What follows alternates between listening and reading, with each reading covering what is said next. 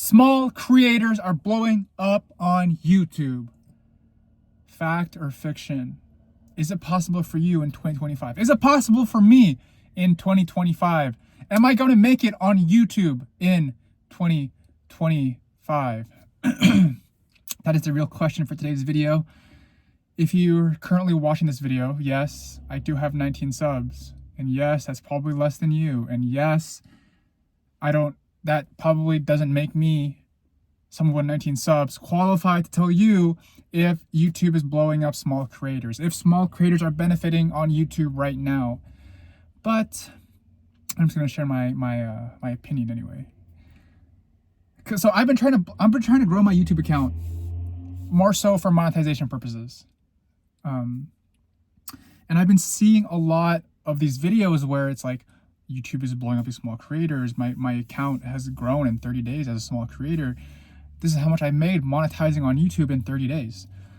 And of course, me, someone who's always looking to grow their income, someone who's kind of tired where they are in life, someone who wants to really like work on something long-term, build up their brand, build up their streams of income. It caught my attention. What is a small creator? As me, with someone with 19 subs, I looked into it. I looked into it for sure. And 2 weeks ago, I had 3 subs. And as of right now, I have 19. So that's a gain of about 16 subs in about 2 weeks. Is that good? Probably not. Am I a small creator? Not too sure. I'm not sure if I'm at that level yet, but working towards it. So here's the trend I'm seeing. Number one, I'm seeing this title a lot because I think it's what's trending on YouTube. I think in order for, as a small creator, for you to grow, you need to be talking about trending topics, talking about what actually matters, talking about what piques people's interest. What I was doing in the past, and what I've done when I'm still, oh my God, this is why I'm a small creator. I can't even talk sometimes. But what I used to do up until today, up until this video actually, was just talk about whatever spoke to me, whatever I felt like talking about. But I'm learning, right? I'm learning that may not be the best approach. I think it's important as a small creator to talk about what people are interested in, what the YouTube people are interested in. The past 2 weeks, I've done a lot of research on YouTube Shorts, YouTube long form, editing, the hook, creating visual appeal, creating motion graphics, this, that. And I've tried it, and I suck at it. I am not the best editor. I don't live the most interesting life. I don't have all the fancy equipment. I'm currently recording on my iPhone, and you guys are currently mounted on a mount on my phone, on my window. And yeah, I'm just recording. Why? Because what I think is actually the key to YouTube, or maybe this niche of the smaller content, the smaller, oh my God, sorry. Oh, I'm gonna work on this, the whole talking stuff. Totally unscripted, by the way, just like going off the noggin. But I think what really helps small creators, in my opinion, is number one, consistency. And this could be around consistency in terms of how often you post, and more importantly, what you post about. Because those that subscribe to you, they're expecting a certain type of content. And if you're constantly changing, talking about this, and then all of a sudden your videos are like high quality and they're low quality, and then they're edited and they're not edited, try your best to remain consistent. But of course, grow and evolve, but stay true to who you are. And I think this goes even past just a YouTube channel. And this is a little metaphor, or maybe I can't think of the word, but of what I'm going to get later, the point I'm going to get to later down the road. But yeah, just staying true to yourself and the content you put out. And I also think that if you're a small creator like myself, the biggest thing that can help you is being like more authentic and transparent with your audience. I think what is currently, I don't know if this is true, but in 2025, if you actually think about what social media is used for, of course, YouTube is like a search platform where you learn how to do things. You have a question, you look it up on YouTube. You can watch media, you can watch like sports. Like, well, this is what I use it for. But I think YouTube can also be a sense of, can be used for to bring people together. So recently, I've really gotten into the streaming aspect of things, like Twitch streams. But I first learned about Twitch through a YouTuber. I ran into one of his videos, and then through his videos, I really enjoyed his content. But he did a lot of like streaming, not like really gaming streaming, but more so IRL streaming, like e-date streaming, just very entertaining content. And then that brought me over from YouTube to Twitch, and I tried it out. You know, I tried streaming myself, but the point that really stood out to me on Twitch is how it's live stream. So you're watching someone in real time, and it's more so like you're there with them.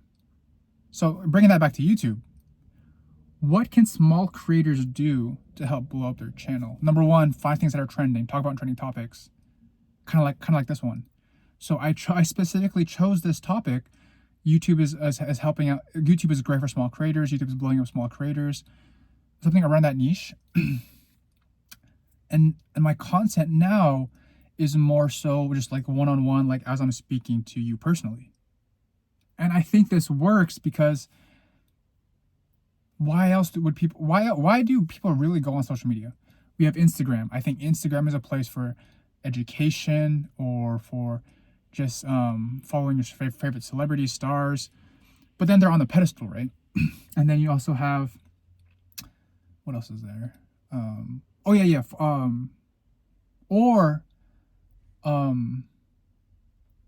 Oh okay, I'm sorry. And then now we're on YouTube now. YouTube is more so the same thing, like educational content, how-to tutorials, sports.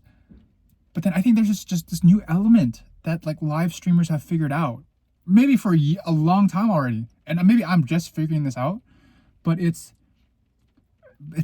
I don't know how to describe it, but it's just being like that one-on-one, right? It's kind of being like a personality hire, honestly. It's you're growing your channel, you're growing your brand solely based on your personality, solely based on getting people to like you, getting people to resonate with you, because there are so many other channels, so many other content creators, right? So if everyone's talking about the same trending topics, if everyone's talking about tips and tricks to grow on social media, what's really gonna make you stand out? Right? And of course, on YouTube, there are also the creative types, the ones that enjoy filmmaking, the ones that are good at filmmaking, the ones that are color grading, all that stuff. And I'm not saying you shouldn't do that, but from what I'm seeing, a lot of what is helping people monetize on YouTube is not necessarily the views, but the views help. Don't get me wrong, the views help because you need them for the requirements with the monetization program. But deep down, something is telling me that what is helping people monetize on YouTube is the engagement they're getting. The fact that every time they post, they're consistently getting the same number of views, the same amount of engagement. They have a community built, you know? And I think if you think about it from the YouTube's perspective, if this one creator is bringing in all this traffic, if people are going out of their way to use YouTube to engage or watch content from this creator, then of course YouTube is going to monetize them. So that is my thinking behind this. Because what I used to do is, so I'm currently 28, unemployed, and live at home.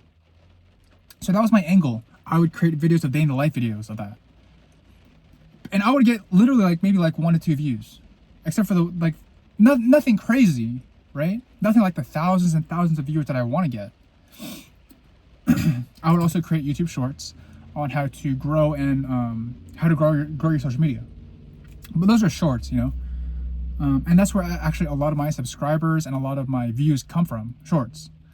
But the reason I want to transition to long form is because that's where a lot of the ad revenue is possible.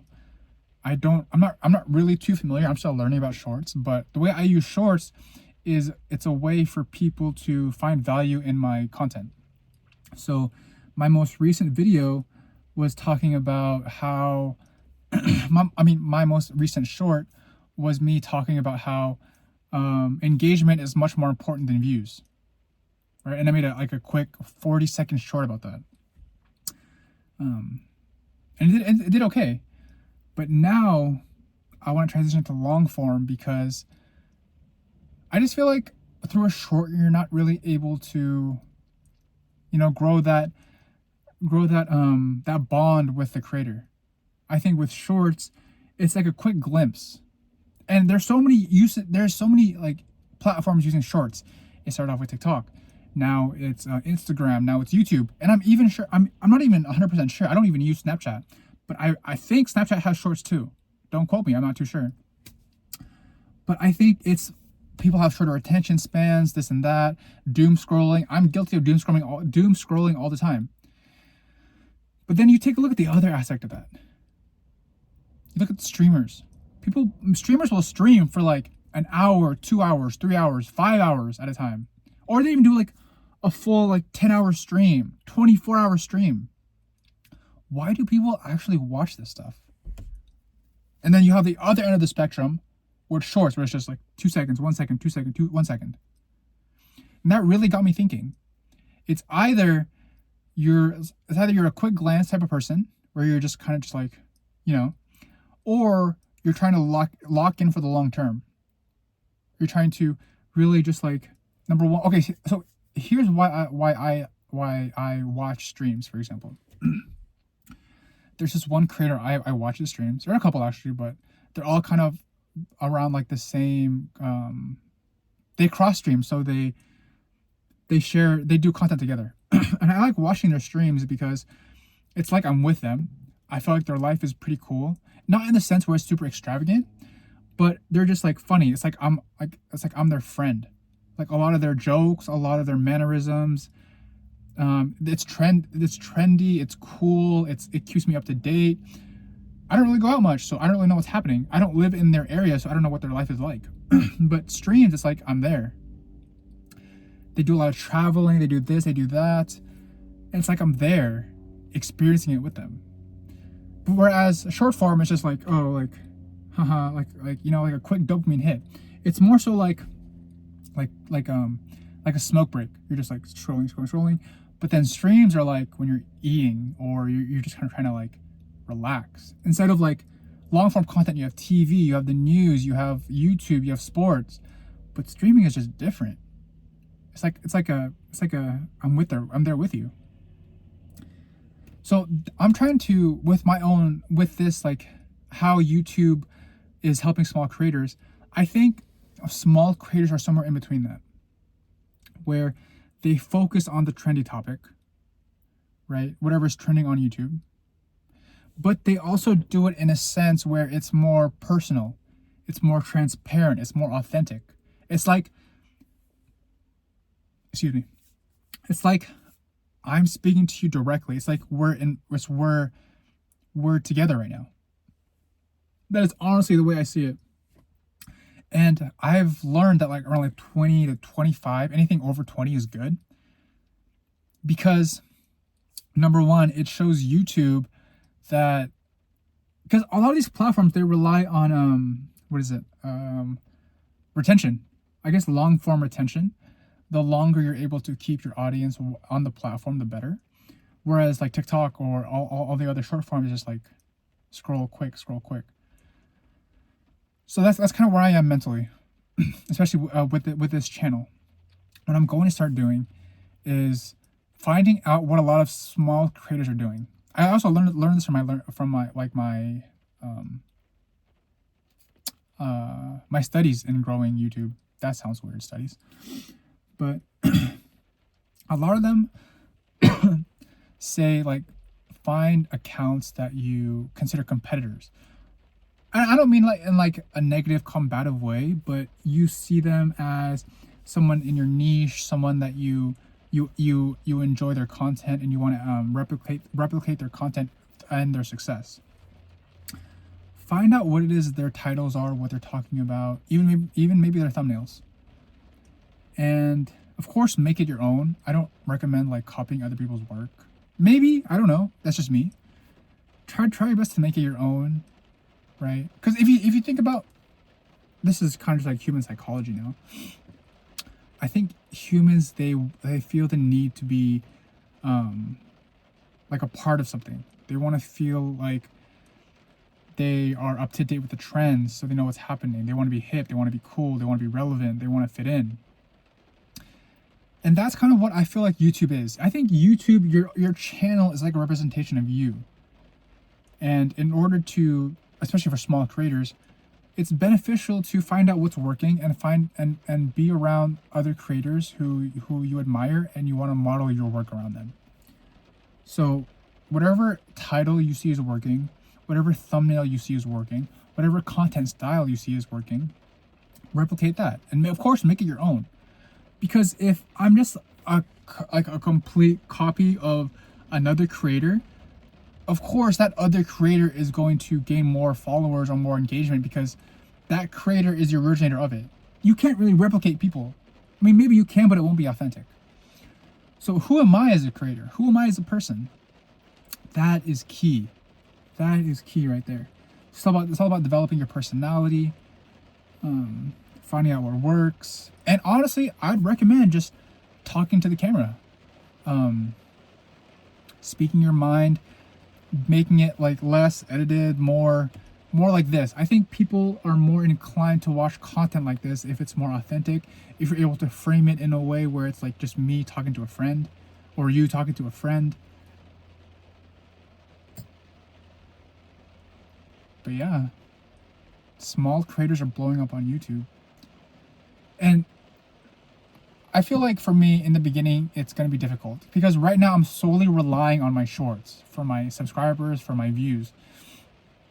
And I've tried long form and I haven't found any success with it. But it's my first time trying long form with more so of the idea of replicating what's working. So with this title, YouTube is helping out small creators, or YouTube is blowing up small creators, or YouTube is great for small creators. Because I've seen it work. It's currently working. And honestly, I clicked on this video, not this particular one, but the I clicked on a video around the same general idea of how YouTube is helping out small creators. Because I'm a small creator and I really want to figure out how YouTube is helping small creators, because through a lot of the content I see on how to grow on YouTube, a lot of it I feel like is repetitive. I feel like a lot of it is manufactured. I feel like a lot of it is scripted. I guess it's just nice to gain a perspective from someone who's actually grown their channel in a way that's authentic, transparent, you know, versus something that's scripted, outdated. You can't really relate with them because the channel, their content is just so good. Their content is okay. Maybe you can, but I can't personally. Like, I've tried editing. I'm not good at it. I don't live a very exciting life. My life is very redundant, and that's honestly a big thing that used to hold me back from creating YouTube videos. I always felt like I needed to have these amazing editing skills or have the most highest quality camera. I'm recording this on my iPhone, right? So yeah, that's my plan. So just to recap, my plan is to make my content more authentic, more transparent, more so like I'm talking to you in particular. Focus on what's actually trending on YouTube itself. Don't necessarily just make a video like just to make a video. And focus on long form content. Focus on being engaging, focus on building a community, focus on just providing value. I think that's a big thing too, value. You can't just be rambling for like 20 minutes just about nonsense. Maybe you can if it's like entertaining, right? But you have to provide some, even entertainment is value. right? So whether your value be through entertainment, education, just how-tos, just whatever it is, just make sure there's a purpose behind your video. With that being said, if you made it to the video, if you made it to the end of this 20-minute mark, I'm currently looking at the timer right now because I'm practicing, right? I'm a small creator. I'm nowhere near where I want to be, but I'm practicing and I'm working every day towards like the goal of monetization on YouTube. And the thing is though, I really want to share content about growing on YouTube, monetizing on YouTube that actually works. The one thing I strongly dislike is when, and I'm guilty of doing this too, is like just regurgitating like information or advice that like I read about or I learn about. You know, I actually want to like give like real advice that has actually worked for me. So this is a journey, not a sprint. And I'm here for it, you know. Show up every day, try your best, and get better every day. So that being said, if you enjoyed the video, if you liked the video, you're going to like the video. If you found value, and if you want to, I'm so bad at this. Just subscribe to the channel if you found value, and if you want to come along for the journey. Like I said, the subscriptions will help me out a lot. And yeah, see you next video.